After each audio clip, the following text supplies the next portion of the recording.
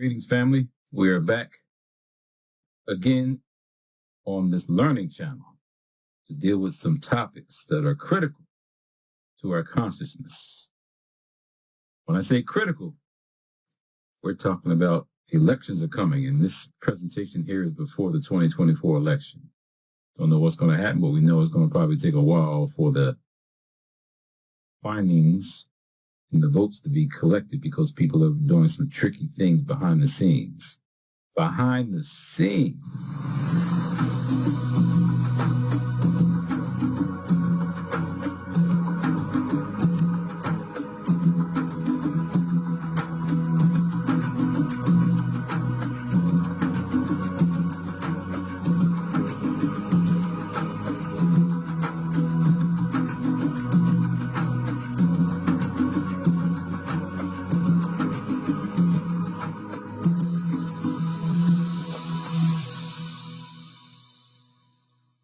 So, that's why I'm titling this presentation here, The Protocols of the Learned Elders of Oppression. I'll give you a rundown on some books at the end of this presentation, but we want to really talk about the dynamics of African Black people involved in foreign policy and how it has impacted world decisions. So that's what we're going to talk about today. So I titled this The Protocols of Learned Elders of Oppression, based off of a book called The Protocols of Learned Elders of Zion. So that word Zion is very important for us to be talking about today. When we say protocols, we're talking about playbook. The United States has been having basically a Hippocratic way of looking at things. Hippocratic, like hypocrisy. Like they display overt hypocrisy, talking about democracy for all, but you have these challenges in our system where people can't vote. Hypocrisy. You got this guy named football player Bosa talking about make America great again in the NFL. Then you're going to dismantle a brother like Colin Kaepernick, not allow him to say what he needs to say to protect people. So Kaepernick's ostracized, but Bosa is moved. Hypocrisy. Tell a lie long enough, it's going to become the truth. That's why one of these characters running for president is always talking stuff. Stuff ends up being a lie, but people start believing it like it's becoming the truth. And then mesmerize the masses with illusions of a choice. Like, we got this collection coming. We got Democrats, we got Republicans. There are independent candidates. And then you have a group or a party that did not want to have independent candidates. But we need choices. You have the illusion of choice because all these people are corporate sponsored. Control the narrative. The media will not allow a lot of information to be stated that goes against the corporate enterprise. And so, as the narrative is being controlled, we always think that the story that's coming from the nightly news is the accurate story, and it's not. Those people who aren't winning, they change the rules when they're not winning. They made the game, but change the rules when you're not winning. So, in foreign policy and dealing with Black people, there are pawns that are being used, and they're basically expendable, but they're being used in this game, and it's having an impact on how we then as a people are being able to progress. So, when we say the protocols of the learned elders of Zion, or we talk about this protocols period playbook, that's what we're talking about. The myth of the Jewish menace in world affairs, or the truth about the forged protocols of the. Now, this book was written by Lucien Wolf. So if you go to Amazon, you can get the book. You can get the protocols. You can get any information dealing with the protocols. But some people say it's not true. So you have this book right here, The Myth or the Truth. What is it? So that's where we're at in terms of trying to break down that old history. But we see things being played out in real history right now. I want to start with Andrew Young, ex-ambassador and also ex-mayor. More power to him for all he has done. Has a street named after him in Atlanta. Andrew Young Boulevard. Andrew Young is a prominent figure in politics. And he used to be in the Carter administration. In this book I have called From the Congo to Soweto, as an ambassador, he was having an influence on making changes in this world. Listen to this.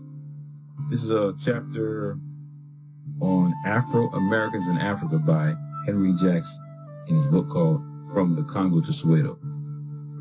What finally brought Young's downfall was not Africa, but his own venture into Middle East policy.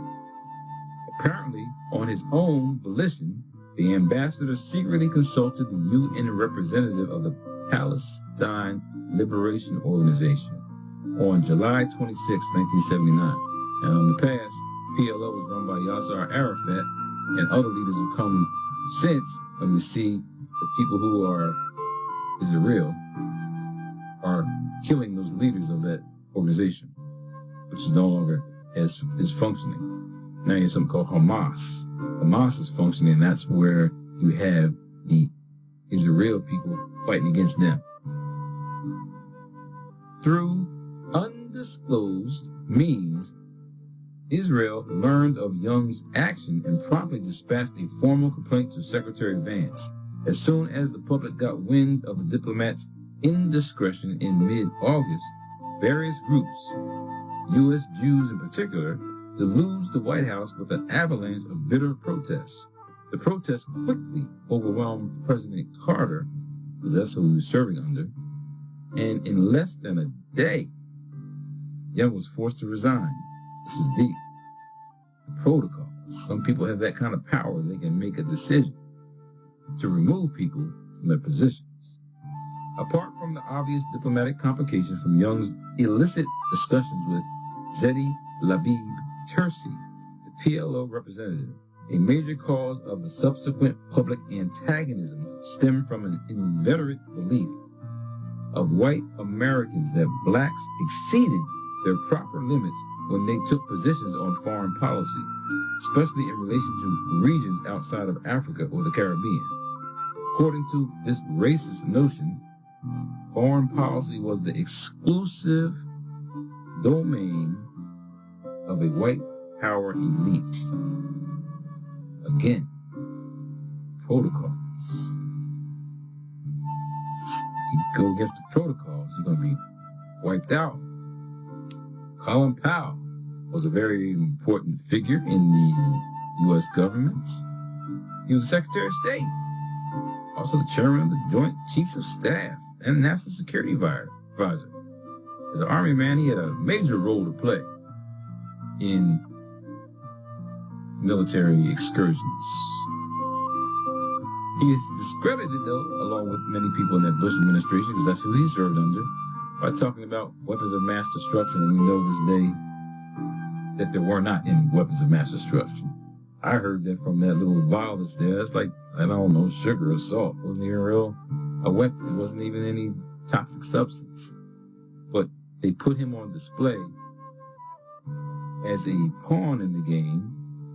And even after he left the military, people were asking him to run for president, because some people did respect him for what he represented, but he did not want to do that, and he ended up dying in 2021 from his complications from COVID.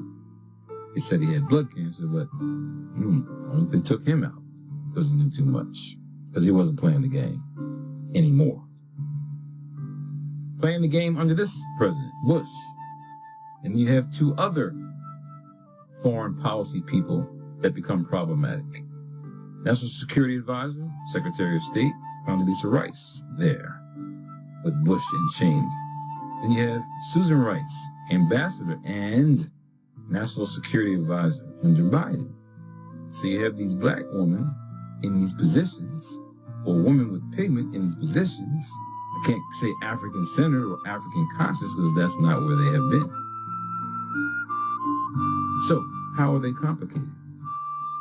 Condoleezza Rice was a Democrat until 1982, when she changed her political affiliation to Republican, in part because she disagreed with the foreign policy of Democratic President Jimmy Carter, the same one we just said was with, that Andrew Young was with and worked under. So she's from the South. She had, or was not affiliated with, but was exposed to the children who were bombed in Birmingham. So she's coming from that environment where we know there's racial hostility. So there should be some consciousness there, but she was influenced to be a Republican also from her father. She was involved in those wars in Iraq and Afghanistan and setting up policies that were not necessarily valued today, because what we pulled out of Afghanistan and what the Taliban then came over control of those areas again. Susan Rice, she was mentioned as a possible replacement for retiring Secretary of State Hillary Clinton, but she chose not to. She withdrew her consideration after there was an attack on Benghazi in Libya. The what they call embassy was attacked. So President Obama instead named her National Security Advisor in 2013, where she supported U.S. efforts in the Iran nuclear deal of 2015, the Ebola epidemic, and the reopening of Cuba and the Paris Agreement. Now, under Barack Obama, there were, of course, some challenges. You got Brother Ta-Nehisi Coates wrote a book called We Were 8 Years in Power. Subtitle, An American Tragedy. So Rice served under him, and it's good to say, so an Iran nuclear deal, because you want to talk to people. You don't just bomb them, you talk to them, you try to negotiate. If you're a diplomat, that's how you work. The Ebola epidemic, it was pretty bad over there in Africa, and she was trying to help out to ensure it doesn't spread, go elsewhere. And then reopening of Cuba under the Obama administration, she was involved in that, and that's good, very good. But that government made a deal. Eric Holder, Attorney General under Obama, they made a deal with Cuba. You give us a solid secure, we'll open up relations. And they try to put a solid secure on the FBI's most wanted list, most dangerous criminal, whatever. That's a black woman. So we now see the nature of two black men in the government of the United States, while not necessarily thinking about African and black freedom. Under Obama, we have Hillary Clinton serving as the Secretary of State.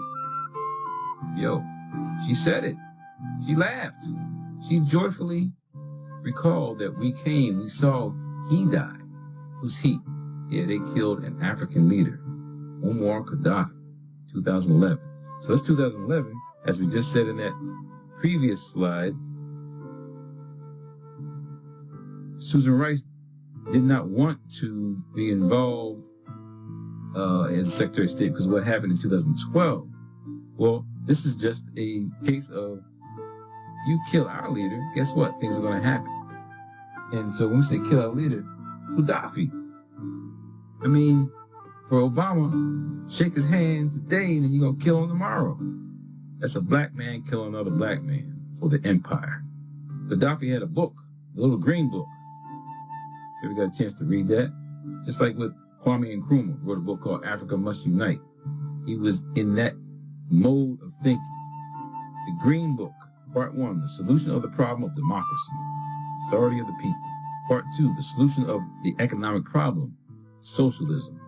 Part 3, the social basis of the third universal theory. So he was trying to unite Africa, but he was a danger, evidently, to the empire. So you had a black man take out another black man. I don't think that's good. So in 2012, it was coordinated attacks on U.S. government facilities.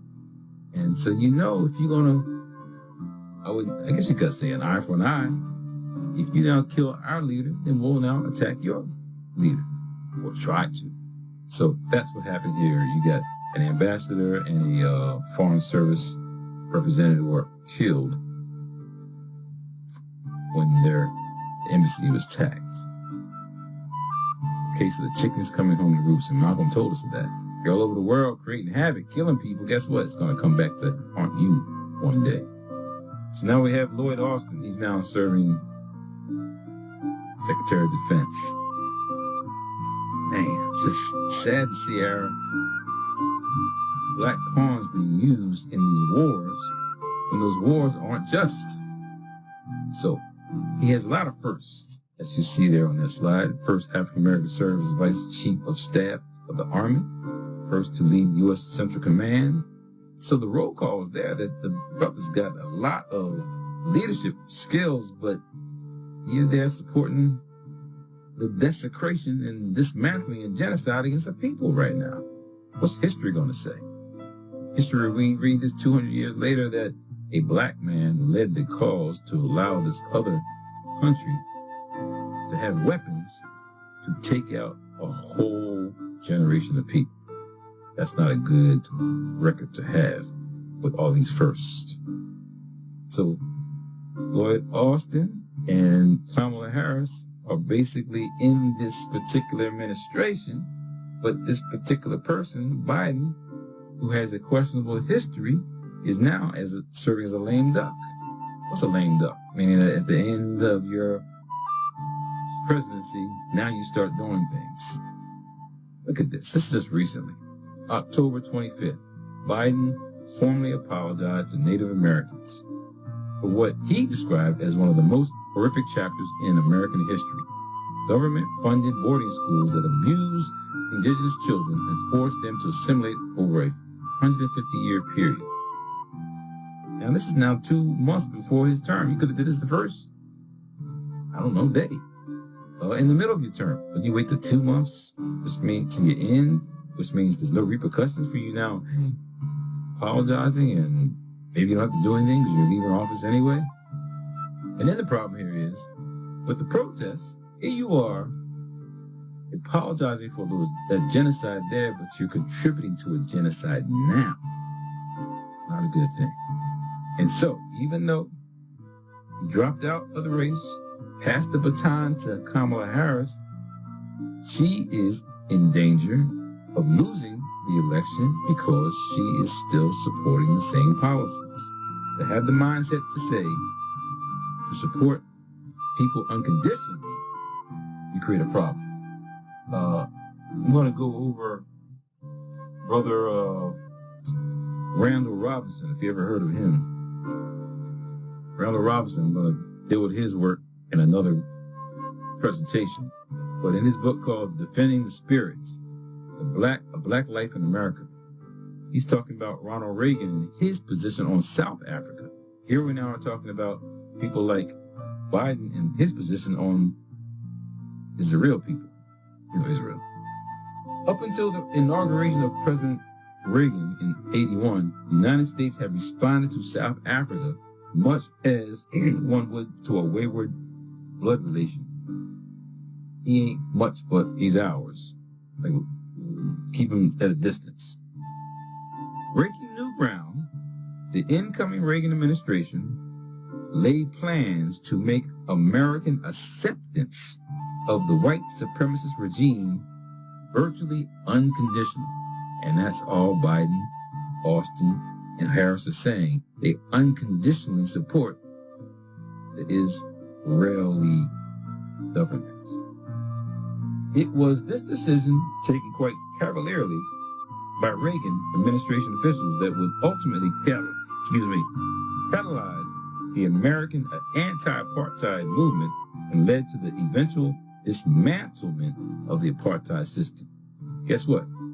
The system there in Israel is like apartheid.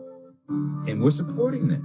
Providing guns and weapons and military assistance, and the world's watching that, looking at that. That's why it's dangerous for these leaders to be putting us in the position potentially another world war coming. So, with this election, it didn't have to be close, but you took a stance to support a tiny, tiny government, a tiny, tiny location on the planet that's wreaking havoc all over the world. So if you don't know, Tlaib in Wisconsin, she Rashida Tlaib has been very supportive of the Palestinian people. Why? Because she's Palestinian. After Hillary Clinton's loss to Donald Trump in 2016, Democrats blamed Stein voters for the loss of Michigan and Wisconsin to the Republican candidate. Some Democrats fear that the same scenario could play out again next week. So again, this is now pre-election. Perhaps I'll give something post-election. But the danger is Trump is a proud Islamophobe. But the reality is that Biden's administration and his unconditional support for genocide is what we got here. So Reagan, as I just read from Randall Robinson's book, Reagan unconditionally supported white supremacy in South Africa. And here these leaders are unconditionally supporting Israel, as if there's no Palestinian side to the story. Sad scenario. So she's saying this could be a wake-up call for all those who continue to support genocide. This election didn't have to be close. I was listening to a guy named Shapiro, who's I think is the governor in Pennsylvania, talking on the Daily Show with Jon Stewart. And this is like this week. So there's jokes going around because Shapiro's Jewish and Jon Stewart's Jewish, and they were talking about how they feel about what's going on in Israel. And it's just unfortunate to hear Shapiro espouse the same misinformation and the debunked storylines about those Hamas people raping white Israelis and killing babies, and that's not true. You can go ahead and look at the media and the sources, but protocol is to keep saying unconditional support, unconditional support. Shapiro was going to be a candidate, a VP candidate for Harris, but they're all thinking the same way. So this U.S. total support for Zionist regimes is problematic.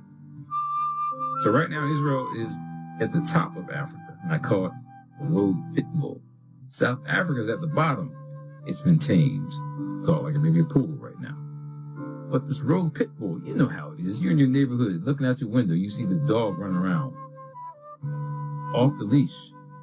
It's a bad looking dog. What do? You call the police? You stay in the house? So this Israel situation and how they're going about the world, it's not so much really Jewish people, it's the Zionists that are running that government, that are acting like not just megalomaniacs, but genocidal maniacs, killing everybody.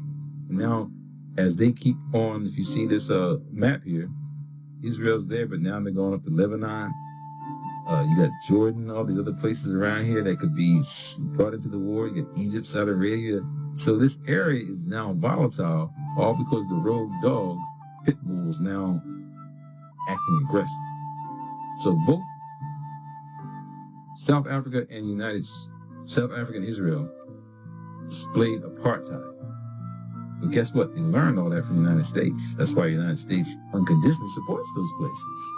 Jim Crow, Southern segregation, lynching, legal discrimination, all the things we now know about this Project 2025 and the Southern strategy for them to stay in power. It's a protocol. It's a way that you represent to stay in power. And we become problematic because we're pawns in the game. When we say we, I'm just saying people of African descent. So we must pressure for change. If not, I'm telling you, prepare for World War III, 4, 5, blah, blah, blah, because this is a permanent war complex. Read Howard Zinn, he talks about that. A People's History of the United States. Protest can institute change. So perhaps if Obama gets in there, maybe she'll listen. Probably not. But if people protest enough and you change, that's what politicians do. They say one thing, get in office, do another. So perhaps maybe she'll help out and address the issue of Sudan and all the other places, the Western Sahara, and all these places where people are being decimated. Haiti, perhaps. I don't think she's going to change the game. I think she's going to be part of the empire. She's already shown that. But again, if you protest, you can institute change. Sanction the sanctioneers.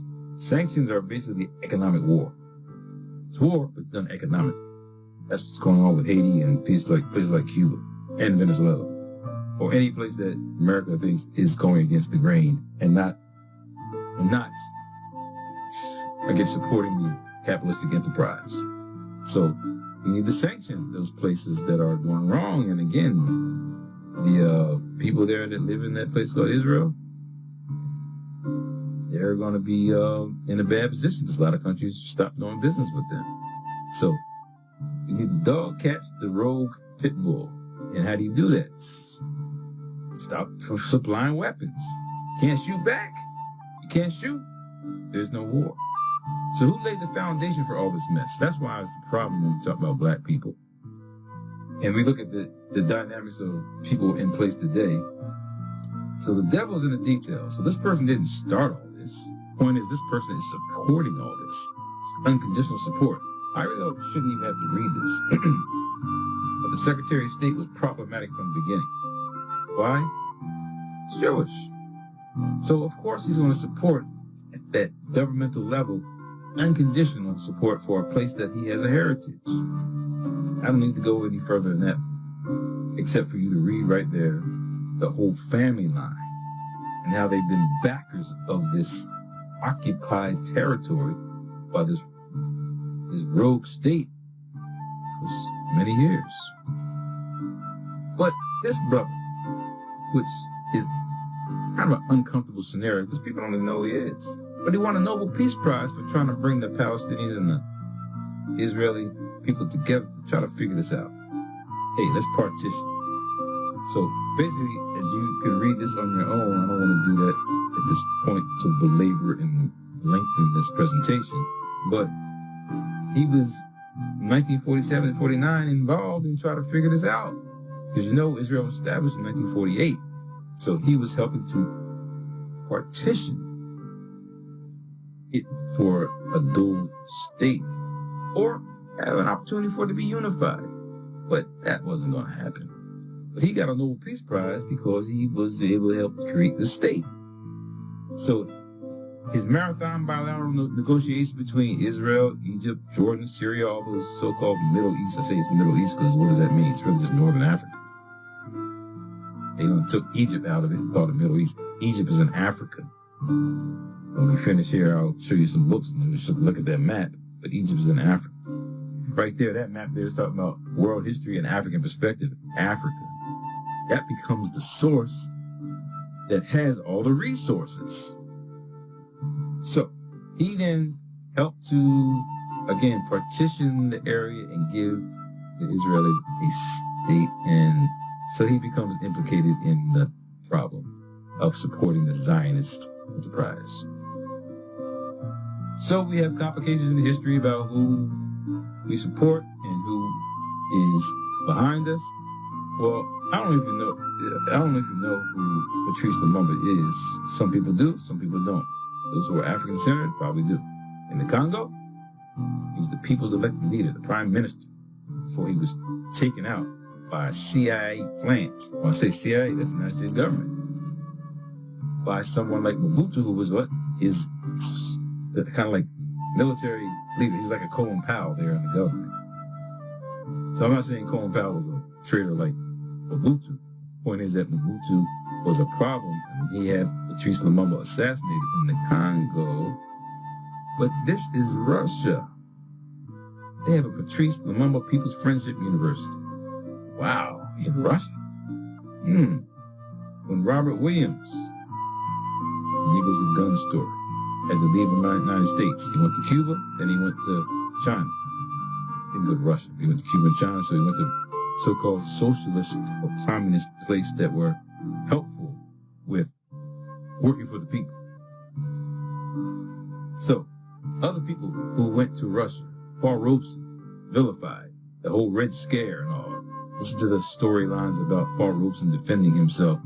People trying to say he was a communist, whatever that word means. No, he's just for people. This brother has a mountain named after him. So you got Patrice Lumumba with a university named after him in Russia. You got Paul Robeson with a mountain named after him.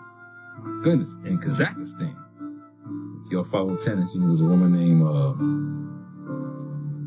oh man, I'll figure out her name real quick because I'm on these African things right now. But a white woman who left Russia to Rybakina. Yeah, Rybakina left Russia to go to Kazakhstan so she could have some freedom to spend her money. But this place, they honored him. And so you see there up top, he's there with the community there and that land and the people down below praising him. We're respected all over the world. It's the empire and the problems of the empire altering how other countries can operate. That's the problem. So we need to know these people who have fought for us. So that's Patrice Lumumba right there. You got Paul Rosen showing a picture of Patrice Lumumba. That's powerful right there because you see a connection. And the brother that's on the bottom there, he is Omali Yeshitela. He's a head of the African People's Socialist Party. That brother right now, today, this month, is being attacked and can potentially go to jail because they're saying he was a Russian agent. Thursday, September 12th, 2024, just 2 months ago, the United States convicted him and others for acts as illegal agents of the Russian government.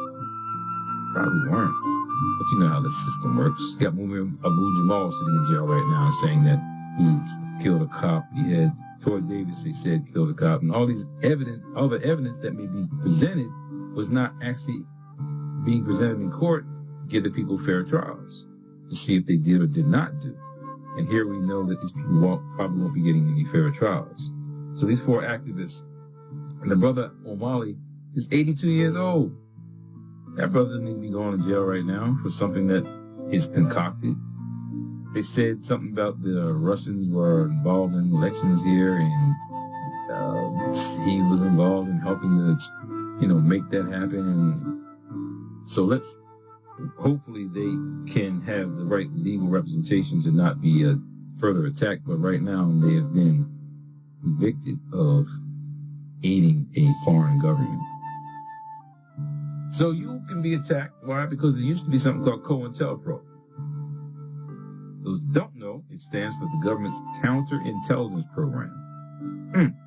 That's during the 60s, 50s, 60s, J. Edgar Hoover, and those time frames where black people were doing some positive, not even just black people, just anybody trying to get the oppressor off the neck and try to create programs for equality. That becomes a problem for those that have a protocol to ensure you stay in your place. So we fast forward to 16, 17. The United States created a term, FBI created a term called Black Identity Extremists. This is pretty deep. We moved from COINTELPRO to this term here that's no longer in existence because it got really, not just ridiculed, but people went after this term. It had first appeared in a counter-terrorism report in 2017, sent to thousands of American police departments, and described safety concerns about allegedly violent activists that were black. The term was discontinued when the FBI merged several classifications under one umbrella. Those people didn't storm the Capitol, January 6, 2021. Those people didn't do that. But these people are being labeled as extremists, black identity extremists, and being targeted. And guess when this was created? And who was the U.S. president when this was formed? This guy named, I think, Jeffrey Bogart, guy from Alabama. He was the Attorney General. What is going on? But this happened under Trump. If that happened in 2016, or he came into power 2016, so this happened during his tenure, what do you think he's going to do now? That's why you better pay attention. Because things are happening right now. I don't know if he's going to win or not, but check this out.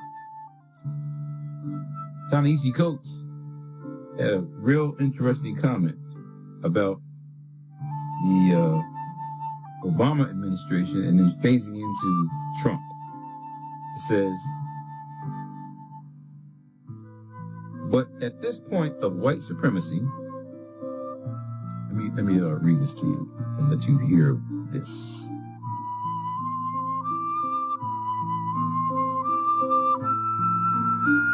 So, in Ta-Nehisi Coates' epilogue, he says, Trump is the first president to have served in no public capacity before ascending to his perch.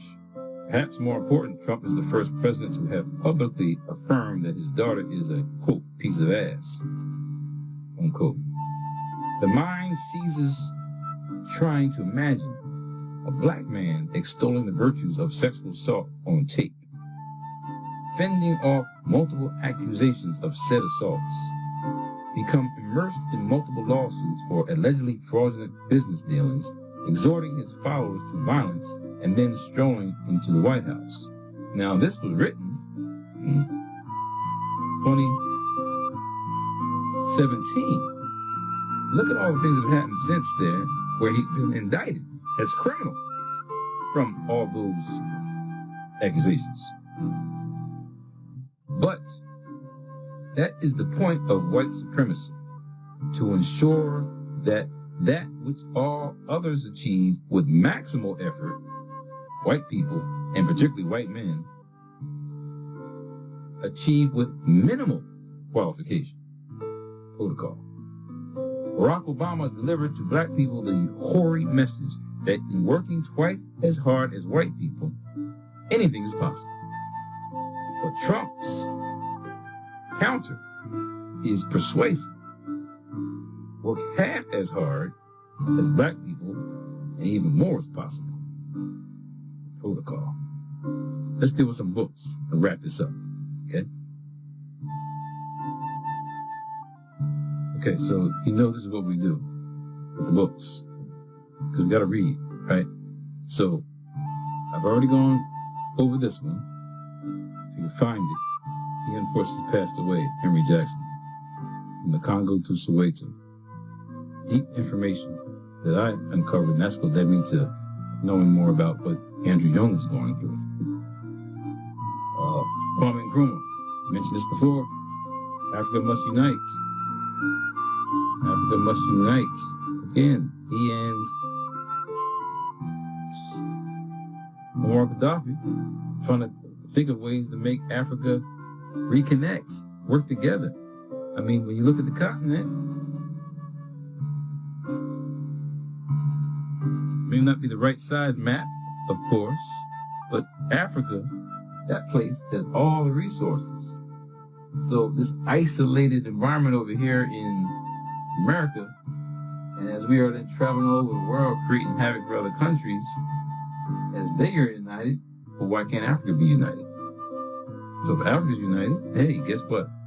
Someone's going to be in power and someone will be out of power. So the government creates the protocol to ensure that there is no rise. I already talked about this one before, White Malice by Susan Williams. So this talks about how the CIA and the protocols are created to ensure that the continent is recolonized, so you don't have your freedom.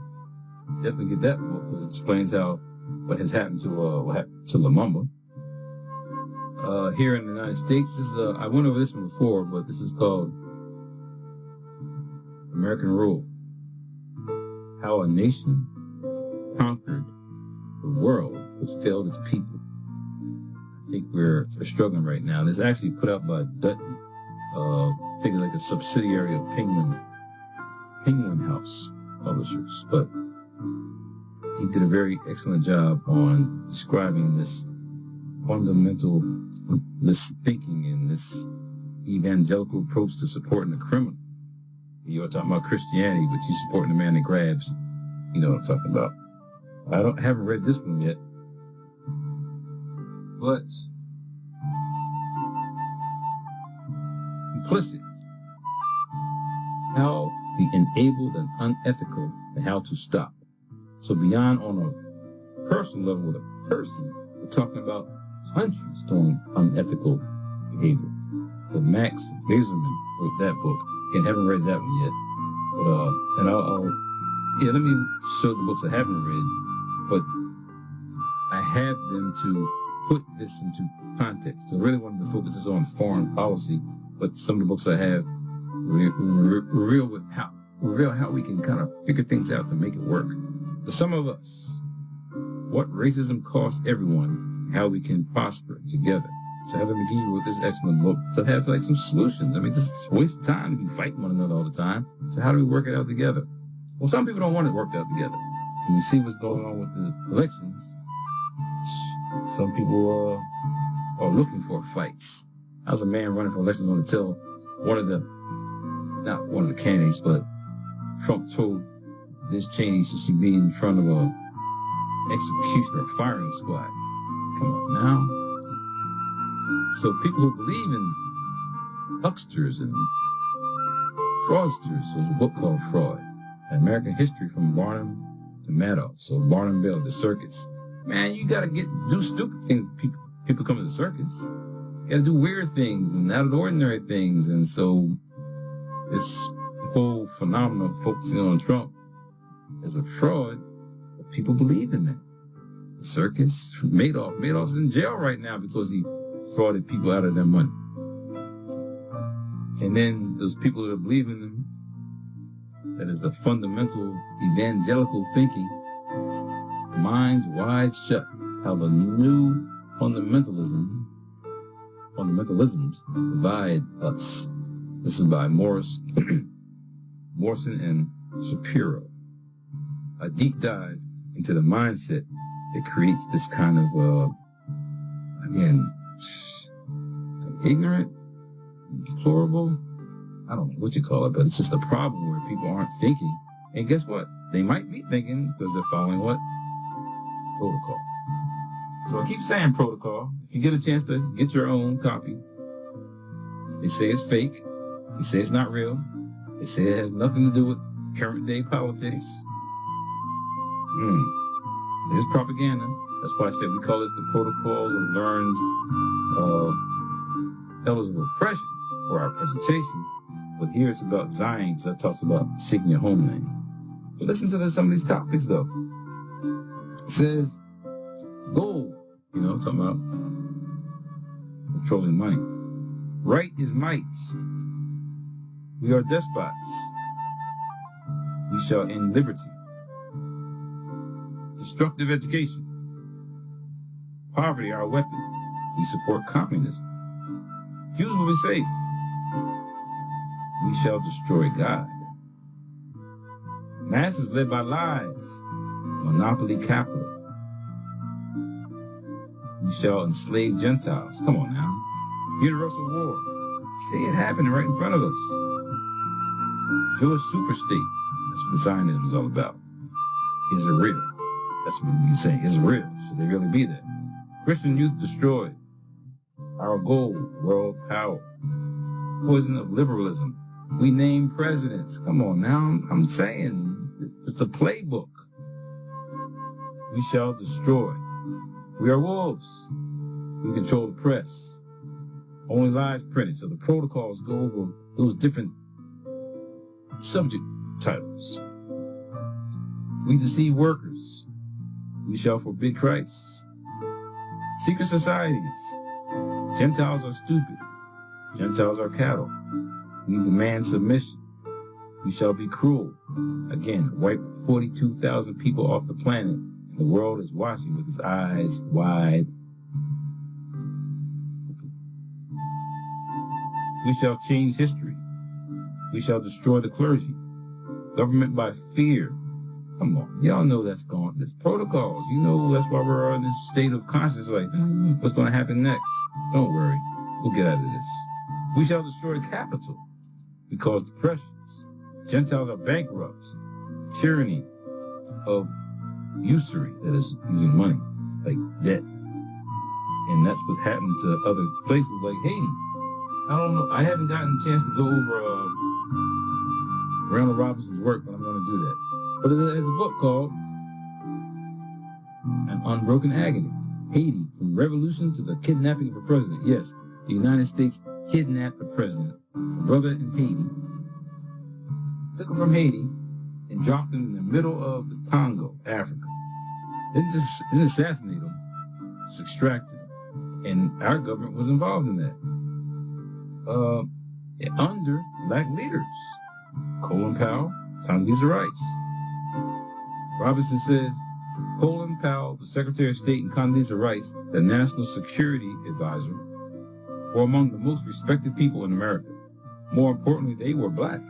If they didn't care about what was happening to Haiti's democracy, why would any archly conservative white American president, Bush, at those small-minded pleasure they relished to serve, care? After all, the machinations of the two of them together were largely the reason what was happening to Haiti was indeed happening. Pawns in the Game. Excellent book. He also has, like I said, Defending the Spirit. I went over that one earlier. This is talking about many things, but his role in Trans-Africa and dismantling apartheid in South Africa. I grew up during a time period. My father was very involved in dismantling dismantling apartheid and instituting affirmative action. So Randall Robinson, with his group called Trans-Africa, he was very instrumental in that and wrote a book called The Debt. We'll go over his work some other time. But what America owes to blacks, and took another deep dive, and he unfortunately passed away. Actually, the last 2 years, he passed away. It passed in 2023, so let his soul rest in peace. So the last books that I'll mention here, which are more controversial. Why? But those people who are in the place that we're saying, is it real, are the Khazarian people. Have a heritage from the Khazarian Empire. So you read a book by Arthur Kessler talking about the 13th tribe, explaining the history of those people. And then there's 2 books, one called The Secret Relationship Between Blacks and Jews, Volume 1, and there's also Volume 2. It says on there, Nation of Islam.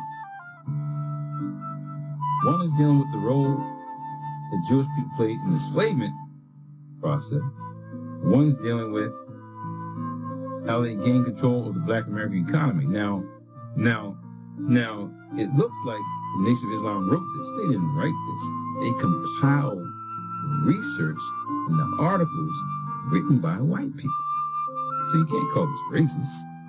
So what they've done is provide us with thorough documentation. I even got one little story about, Nat Turner, when he did his thing in 1831, you had some Jewish overseers going after him to kill him, to get him. And they were doing violent acts against some people that they thought may have been involved with him. So you can't look at, like, people have no history related to our demise. The documentation's there. And then I already talked about Coach's book.